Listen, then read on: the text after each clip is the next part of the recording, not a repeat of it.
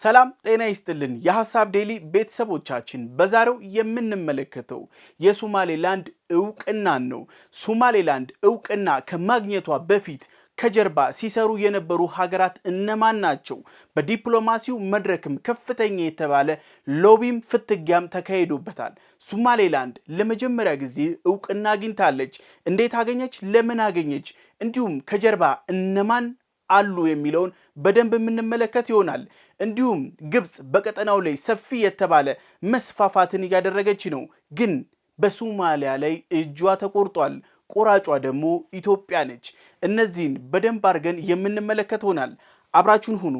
ሶማሌላንድ ዕውቅና እንድታገኝ ከጀርባ ሲሰሩ የነበሩት ሀገራት እነዚህ ናቸው። የመጀመሪያዋ ኢትዮጵያና አሜሪካ ሲመክሩበት ነበር። ሶማሌላንድ በሚጠበቅባትን የሀገርነት መስፈርቶችም እያሟላች ነበር። ሶማሊያ ከግብጽ ጋር አብራ የግብጽን ጦር ወደ ኢትዮጵያ ድንበር አስጠግታው ነበር። ለዚህ ደግሞ ተባባሪ የነበረው የሶማሊያ መንግስት ነው። ይሄ ሁሉ የግብጽ እጅ ያለበት እንቅስቃሴ ነው። ግን በአሁን ሰዓት ላይ ሶማሊያ ቀይ መስመር ላይ ደርሳለች። ሶማሌላንድ ዕውቅና እንድታገኝ አሜሪካ፣ ኢትዮጵያ፣ እስራኤል በሰፊው ሲመክሩበት የነበረ ጉዳይ ነው። ጉዳዩ በአንድ ምሽት ያጋጠመ ክስተት ሳይሆን ከዚህ በፊት በሰፊው የተሰራበት ነው። ኢትዮጵያ ኤምኦዩ ከፈረመች በኋላ ከሶማሌላንድ ጋር እስካሁን ድረስ በሰፊው ስትሰራበት የነበረው ስራ ነው አሁን ላይ ፍሬ ያፈራው። This recognition is a breakthrough. They've been lobbying the US and Ethiopia for it. They say they meet all the criteria of a functioning state. But for Somalia, this is a red line. የግብጽ ጦር ተሳትፎበትም አጋር ሆኖበትም ወደማያውቀው ሶማሊያ መቼ መጣ? ኢትዮጵያ ከሶማሌላንድ ጋር የመግባቢያ ሰነድ ኤምኦዩ ከፈረመች በኋላ እንዲሁም ሶማሊያ ቁጣዋን ከገለጸች በኋላ የግብጽ መንግስት በሰፊው አለሁ በማለት ወደ ሶማሊያ መጥቷል። የግብጽ ጦርም ኢትዮጵያን የመክበብ ፍላጎት በሰፊው አለው። ግብጽ የምትጠለውን የአፍሪካ ህብረት ስር በመግባት በአዊሶም ስር በመካተት ወደ ኢትዮጵያ ድንበር አቅራቢያም ተቃርቧል። ሶማሌላንድ ዕውቅና በማግኘቷ የሶማሊያና የግብጽ እንቅስቃሴ እጃቸው ተቆርጧል። ምክንያቱም የግብጽ ጦር በሶማሌላንድም በኩል ኢትዮጵያን ለመቅረብ እየሞከረ ነበር። ግን የሶማሌላንድ መንግስት በፍጹም ወደ ድንበሬ እንዳይቀርብ ብሏል። እንዲሁም በአሁን ሰዓት ደግሞ ሶማሌላንድ በሰፊው የሀገርነት ዕውቅና ተቀባይነትም እያገኘ ነው። በዛው እኩል በኩልም ተቃውሞም እየገጠመው ነው። Egypt's military is quietly extending its reach into Somalia. Sources confirm that Egyptian defense officials have identified forward operating bases in Balad, Johar, Burain, and Mahadai for the African Union Support and Stabilization Mission, or AUSSOM. A technical team visited the bases last week to assess conditions, with plans for Egyptian troops. እስራኤል ከብዙ ምክክር በኋላ ለሶማሌላንድ ዕውቅና ሰጠች። ኔታንያሁ ለሶማሌላንድ ፕሬዝዳንት በቪዲዮ በቀጥታ ደውል እየተነጋገሩ ፊርማው ተፈርሟል። በቀጣይ ሁለቱ ሀገራት የሚሰሩትን የልማትና የቀጠናውን ሰላም ማስከበር ላይ በሰፊው ተወያይተዋል። እንዲሁም ኔታንያሁ ይፋዊ የሥራ ጉብኝት ግብዣንም ጭምር ለሶማሌላንዱ ፕሬዝዳንትም አቅርበዋል። በቀጠናው ላይ ትልቅ የኃይል አስተላለፍም ይመጣል ተብሎ ይጠበቃል። It's good to talk to you, and before anything else, I want you to know that I'm signing now, as we speak, Israel's official recognition of Somaliland and its right of self-determination. Our friendship is seminal and historic. So I'm very, very happy and I'm very proud of this day, and I want to wish you and the people of Somaliland the very, very best. ኢትዮጵያ ከባድ የተባለውን የዲፕሎማሲ ስራ ከእስራኤል ከአሜሪካ ጋር ጨርሳ እንዲሁም ከዕውቅናውም ቀደም ብላ የበርበራ ወደብን የማልማት የነፃ የንግድ ቀጠና ላይ በሰፊው ስትሰራ ነበር። እንዲሁም ልኡካኖቿን ጭምር ወደ ሶማሌላንድ ልካ ሰፊ የተባለ ውይይት ስታደርግ ነበር። ሁለቱም አካላት የንግድ የሎጂስቲክ ፍላጎት እንዳላቸው በሰፊም ታይቷል። ኢትዮጵያ ከዕውቅናው በፊት ሰፊ የተባለ ግንኙነት ላይ ነበረች። እንዲሁም ዕውቅናውን ሙሉ በሙሉ ስፖንሰር በማድረግም ያላትን የዲፕሎማሲ አቅምን በማውጣትም ሶማሌላንድ ሀገር ነፃ ሀገር እንድትሆን ኢትዮጵያ ያላትን የዲፕሎማሲ አቅም ተጠቅማ ረድታታለች። Ethiopia eyes expanded trade corridor through Somaliland's Berbera port. A high-level Ethiopian delegation has toured Somaliland's Berbera port and the adjacent Berbera Economic Free Zone, signaling renewed interest in expanding trade and logistics cooperation between Ethiopia and Somaliland, according to a report by Horn Diplomat. በዚህ ሰዓት ላይ የሶማሌላንድ ህዝቦች ደስታቸውን እየገለጹ ነው። በአደባባይ በመውጣት በሶሻል ሚዲያዎቻቸው ጭምር ታይቶም ተሰምቶም የማይታወቀው የእስራኤል ባንዲራ በከተሞቻቸው ሲውለበለብ ታይቷል። እንዲሁም ሴቶቻቸውም ጭምር ባንዲራውን እያሸበረቁበት ይገኛሉ። ይህ የኢትዮጵያ፣ የአሜሪካ፣ የእስራኤል ትልቅ የተባለ የዲፕሎማሲ ለውጥ ነው።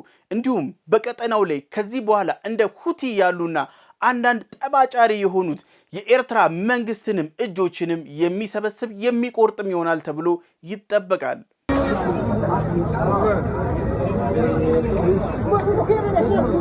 ከዚህ በፊት የግብጽ ሴራ በቀጠናው ላይ ሲንሰራፋ ነበር። አንድ መረጃን እንመልከት። ይሄኛው መረጃ አዲስ አድማስ ቅዳሜ ሚያዝያ 14 ቀን 2009 ዓ.ም ባወጣው መረጃ ላይ እንመርኩዝ። ግብጽ ከ30,000 ጦር በላይ በኤርትራ ልታሰፍር መሆኑን አረጋግጦ ጽፎ ነበር። የወቅቱ የኢትዮጵያ መንግስትም ከመመልከትና እንዲሁም ብዙም አያሰጋንም ከማለት ውጪ ምንም ማድረግ አልቻለም ነበር።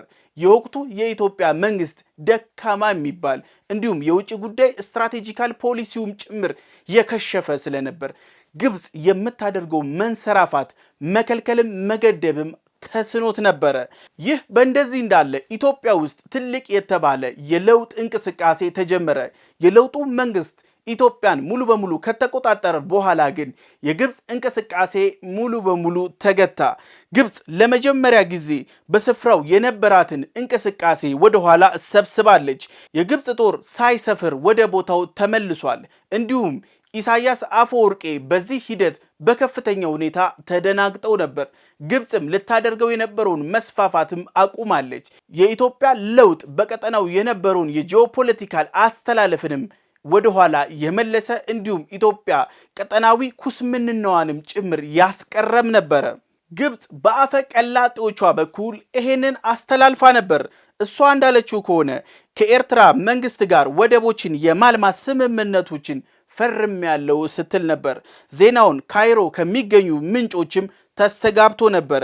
እንዲሁም እነሱ እንዳሉት ከሆነ ግብጽ ከኤርትራ ከጅቡቲ እንዲሁም ከሌሎች ሀገራትም ጭምር ጋር ስምምነት ላይ መድረሷን ተናግራለች። ግን የሶስቱም ሀገራት መንግስታት ይፋዊ መግለጫ ማሳሰቢያ ማረጋገጫም አልሰጡበትም። እንዲሁም ግብጽ የአባይን ውሃ ውዝግብ ምክንያት በማድረግ ኢትዮጵያ ላይ ስትራቴጂካል የተባለ ጫና ለማድረስ እየሞከረች ነው። ይሄኛውም አንደኛው ጫናም ጭምር ነው። እንዲሁም በወደብ ልማት ስም ኢትዮጵያ ለመክበብ ሰፊ የተባለ እንቅስቃሴ ግብጽ ጀምራለች። Egypt has quietly signed agreements to develop seaports in Eritrea and Djibouti, moves that sources in Cairo say are part of efforts to increase strategic pressure on Ethiopia over the ongoing Nile water dispute. According to reports, Egypt will upgrade Asabi port in Eritrea and Doraleh port in Djibouti, increasing their capacity and creating berths capable of accommodating warships.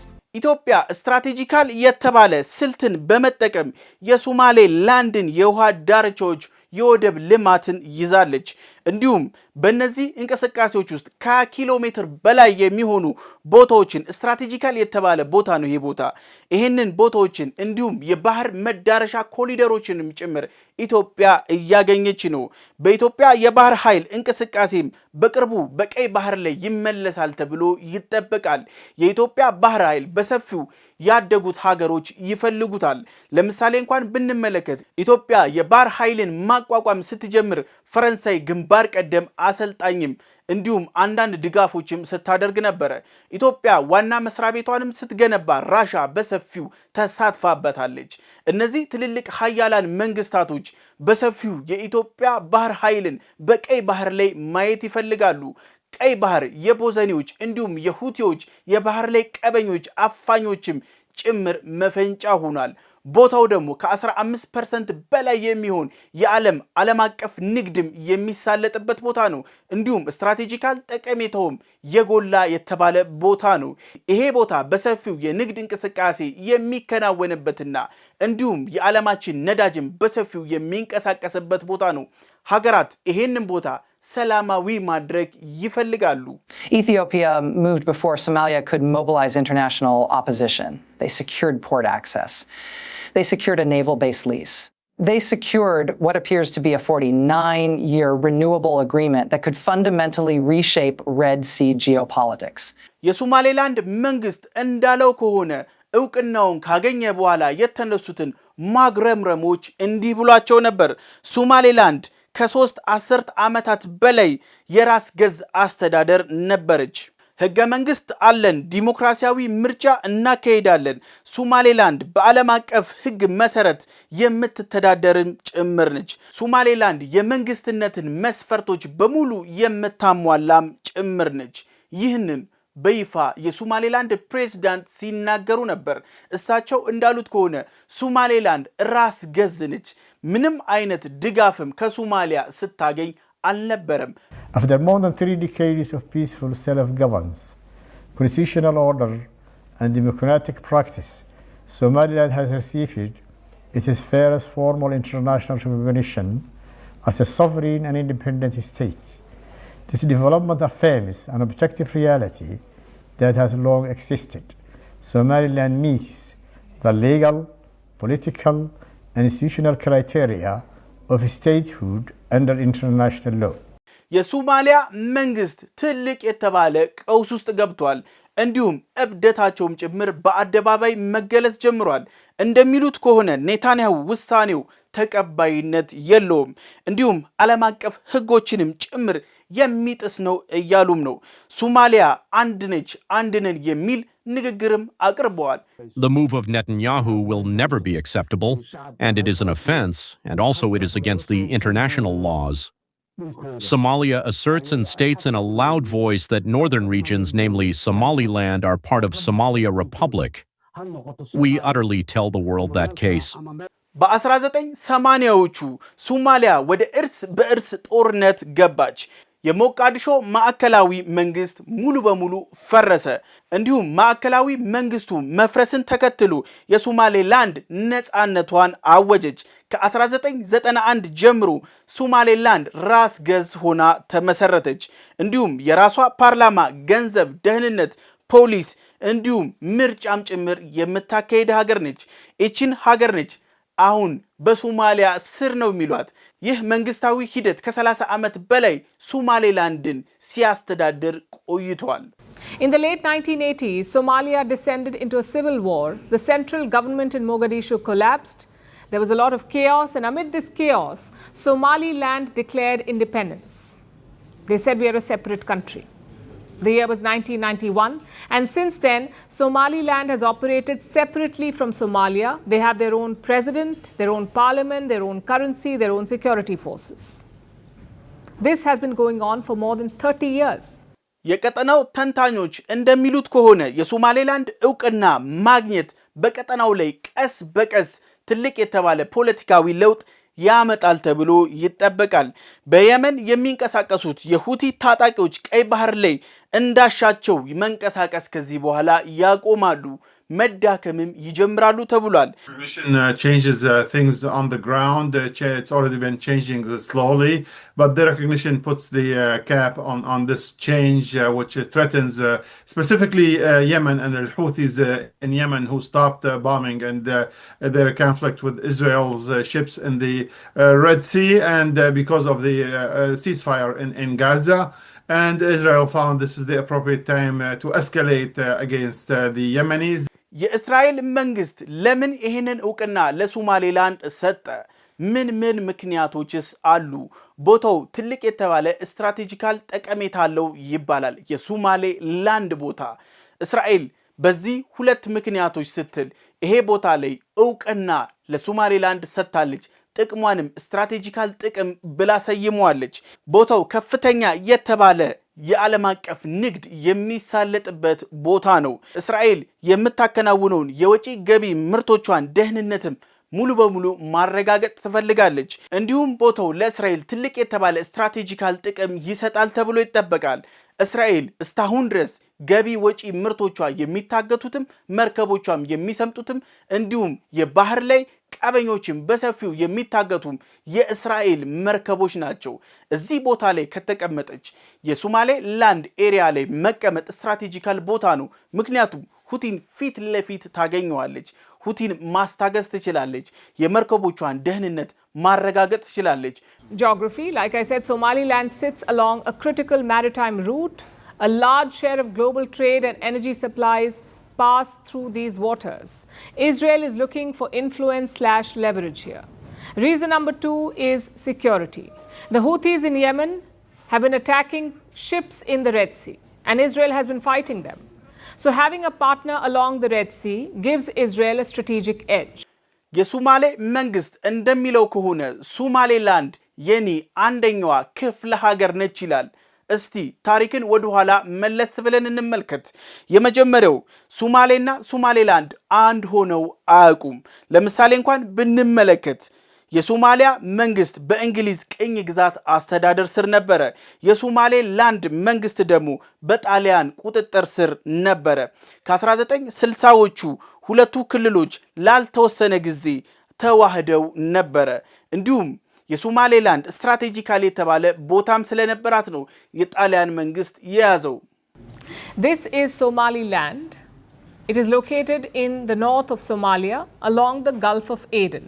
It faces the sea, which happens to be one of the world's busiest shipping routes. Now, in the past, Somaliland and Somalia were different states. Somaliland was a British colony. Somalia was under Italian occupation. Then in 1960, both regions merged. Together they became the modern state of Somalia.